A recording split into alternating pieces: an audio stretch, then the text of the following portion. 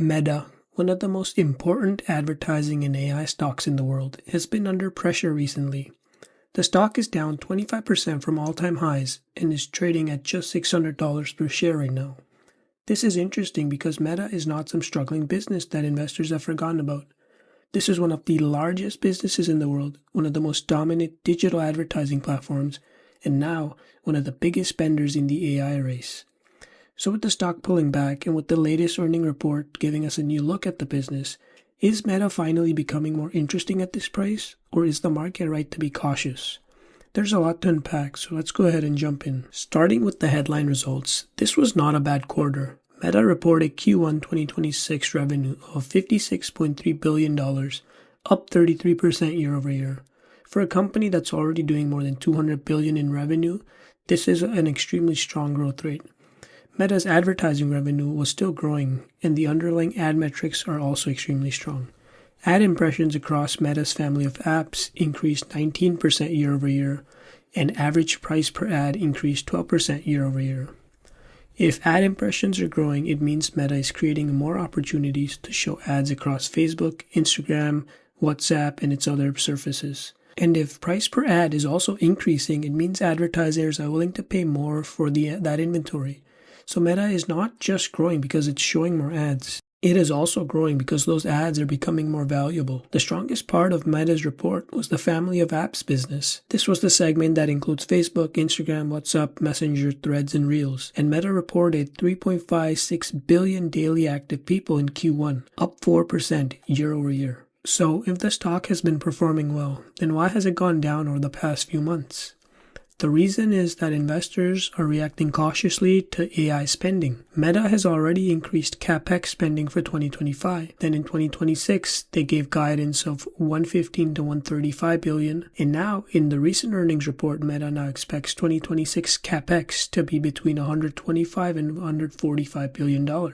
That is a huge number, and it changes how investors think about the business. To compete in AI, Meta needs data centers, servers, chips, networking equipment, and energy capacity. That means the company is spending huge amounts of cash today for a payoff that may show up later. Increasing capex eats right into the free cash flow for the investor, while the return is uncertain, especially with Mark Zuckerberg wasting a lot of it in the past few years. So, is the AI spending concern actually serious?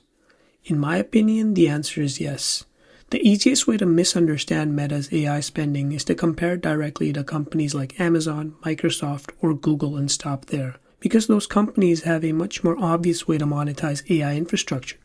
Amazon has AWS, Microsoft has Azure, Google has the Google Cloud plus its own search engine and YouTube. So when those companies spend tens of billions on AI infrastructure, investors can point to a clear external business model, right? They can sell cloud capacity, AI tools, or enterprise software. However, Meta is different. It doesn't have an AWS-sized business. Yet, Meta is spending like a hyperscaler. This is what makes the spending feel controversial, but this is also where I think the market can misunderstand the strategy. Meta is not building AI infrastructure so that it can rent GPU capacity to outside customers. It's building an internal AI engine for its own products. The return on this spending does not need to show up as cloud revenue. It needs to show up as inside Facebook, Instagram, Messenger, WhatsApp as their newest AI products. It needs AI to improve their products. So the question is, can AI improve ad targeting? Can it improve engagement? And this is why the latest quarter matters so much. Meta's ad impressions were still growing, and the average price per ad was also growing. This tells us two things at the same time.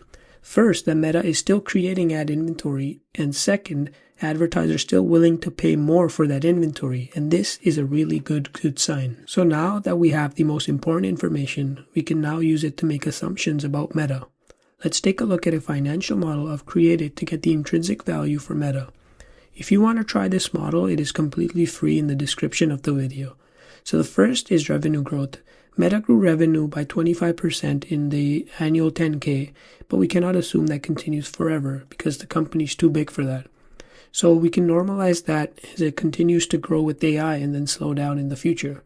consistent with past years. Next, the cost of revenues also rises for Meta due to the investments to support the development of AI infrastructure. Third assumptions is operating expenses.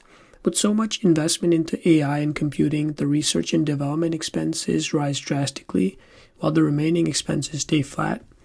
And finally, looking at the capex spend to be around $135 billion, we can estimate it to be roughly 54% of revenue, and this should go down over time as the rewards from AI investments start paying off. Finally, depreciation also increases as the assets bought under capex depreciate over time and the non-cash expenses added back to the cash flow statement. Now, you guys can also try your own assumptions and see what your fair value of Meta actually is by testing around in this financial model. Under my assumptions, the fair value is around $850 compared to the current price of $600. That implies a roughly 35% upside. So yes, I think Meta is definitely undervalued at the current price, and I would give it a price target of around $800 and above and issue a buy rating on this.